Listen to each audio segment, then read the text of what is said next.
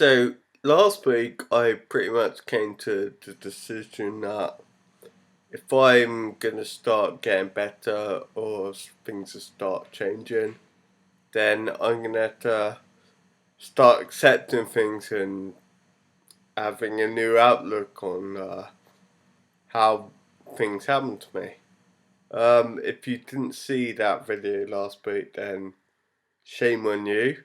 You should do. But hey, it's around there somewhere, I expect. So the week started off in a bad start anyway. Last Sunday night, just after I'd uploaded last week's video, I ended up trapping my foot in between my wheelchair and the wall, and consequently ripped all the skin off it, and it bled quite a lot. Now, I had done this at the beginning of the year also, just because I'm a bit of a clumsy sort at times. But when I did it last year, it was bleeding a lot, and I called out a district nurse to have a look at it because with my diabetes, I can't afford to let things get infected, because that's how you end up having your foot chopped off and stuff. So I got a nurse to come and look at it and dress it properly for me, just be on the safe side. And as it turned out, it was slightly infected. So I was on penicillin for a few weeks while it healed up, and she had to keep coming to redress it stuff. Now the problem with taking penicillin for me was when I introduce a new drug into my system, it throws all my other medication out of sync. All my blood levels, all my insulin, all my INR, my warfarin. It all throws it completely out of sync with itself. And to be honest, it is a little bit frustrating. And I only just managed to get it sorted out. Seriously, it took like 7-8 months to get it balanced out again. And I got it all balanced about a week ago, and then of course a few days after it was all okay, I ended up scraping my foot again. It was bleeding, and I went to see the district nurse again, and luckily it's not infected, or it's not infected at the moment anyway, and it's been a week now. It's healing up nicely, so fortunately, it looks like I've not been on the penicillin and not messed anything else up. So, although that was a bad thing to happen, could put me in a really bad downer for the week. Also, the fact that I'm not on penicillin, it's kind of, well, not really put me up, what should I say?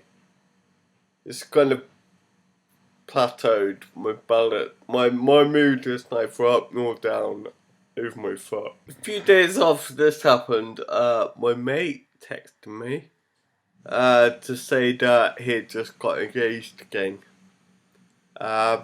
So first of all, I want to say congratulations. You deserve it and all that lot. Now, when I first read it, it kind of threw me a little bit when I read it. Not in the sense that I'm not happy for him or anything. It's just that it threw me in the sense that it's another thing that's happening for everyone else, but nothing's happening for me. And that kind of bummed me out when I was thinking about it like that. But I also took it upon myself not to act on that feeling. In the sense of thinking, if I started thinking about how pissed off I can be because this is not happening for me, then I'm more likely to dwell on it and make it seem a lot more worse than it is. And and I don't want to discourage the fact that I'm not pleased for him, because I am. I really am quite chuffed for him. Well done, mate. It's actually his second marriage. Um, and thank God for that. His last wife she was a fucking nightmare, to be honest with you. And his new girlfriend, fiance, whatever you want to say it, she's lovely and all that, and her kids are lovely, and his kids are lovely, and everything's just pretty fucking good. So, good on you. Don't good on you. It's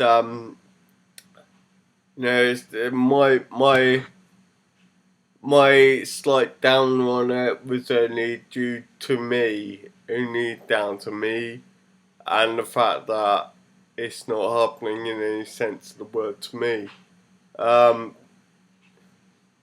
But it's not just you. I mean, I could have been pissed off at everyone who's getting married at the moment. And I'm not. I'm very happy with everyone. So, I would say, it's like saying I've taken a moral high ground in a situation, even though it's got nothing to do with that. It's got nothing to do with like being the better person or the bigger man or whatever. It's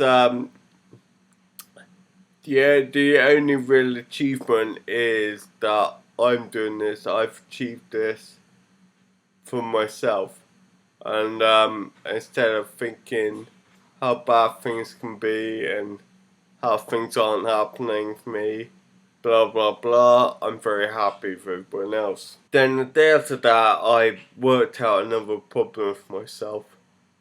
As people will know, if you've gone onto my the Facebook page and everything, you'll notice that I'm very keen on my video games, and and I'm a bit of a collector of them.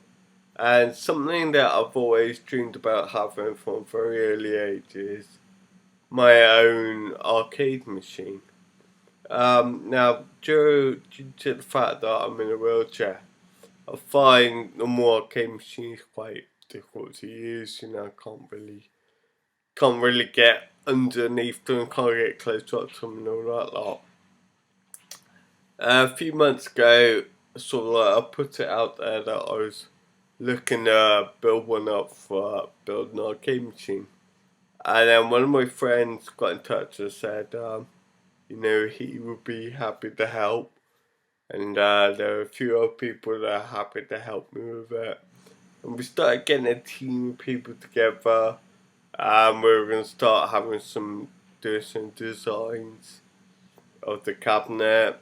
And, and it was all really put together. It wasn't going to be an overnight thing, it was going to be a long term, year-long project or whatever. But but everyone else was going to be part of the building team who are actually going to make it, cut the wood and stuff.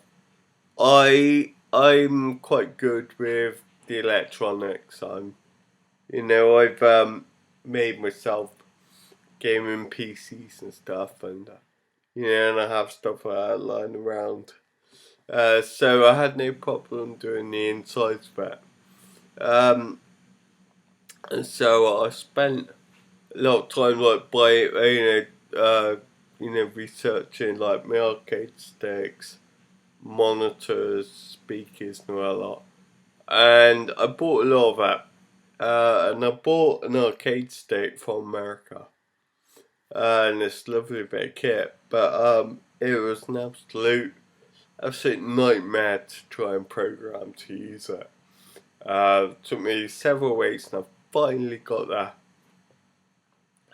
And I was quite pleased that I finally managed to get it working and everything. And and that to be fair, that was the one thing that was holding it back from probably getting this whole project started. So in my little research, I took myself off to Wester-super-Mare for the day to have a look through old arcades they got down there and on a pier. Sort of try and get a rough idea of what I was looking for in terms of size. But while I was down there, I discovered something. I obviously, I played a few machines to test them out and see how they were, and I was using the control setups that are very similar to ones I bought, and that's where I discovered that I don't exactly have the strength in my wrists to use those arcade sticks. I'm only comfortable using a control pad really because, thumbs and fingers, that's it, I'm not good with the whole arcade stick layout. Now I tried several different setups, several different machines to try and get something together, but each one was just as difficult as the one beforehand. So I was having a coffee, and then I suddenly had to think that in realistic terms, I think, right, okay, I can't use these controls, and therefore I'm not gonna have an arcade machine built for me, because I can't do it. Now that kind of devastated me because like I said before, I've already had to give up playing guitar. Last thing I want to do now is also stop playing computer games at the same time. But I would rather stick with what I can do than try and force myself into using arcade sticks and falling out of love with playing games and stuff. So unfortunately, and I haven't said this to the people that are involved in it, so this is for them. I'm very sorry, but I'm gonna have to stop doing the arcade build now. It's not gonna be. It's not practical. It's not practical for me. I don't want something that I can't use. I don't want something that's gonna be in the corner room looking at me. I don't want something I can't use. I don't want something in the corner looking at me, almost mocking me about this situation. And again, I was given a choice. I can dwell on that. I can dwell on how much the situation sucks and everything, and how bad it can make me feel, or I can just brush myself off and go, there we go, lesson learned. I can't do that, so on to the next thing. So that's it. So that's my first week of just trying to get through things, trying to make things better. Man, I think it has in a way worked for me. As I said, I've started to not dwell on certain situations. So and I feel better for it. If I do, I feel better that I haven't let little problems consume me. And I'm waiting now until something big happens to me. The all the things that happen to me are little mediocre things that don't really play any real importance to things, except for my mate getting married. That's quite important. Worst important for him, at least. So yeah, maybe it's not been the best of weeks for me, but at the same point, it's not been bad week. I've dealt with situations the way I want to, if that makes sense.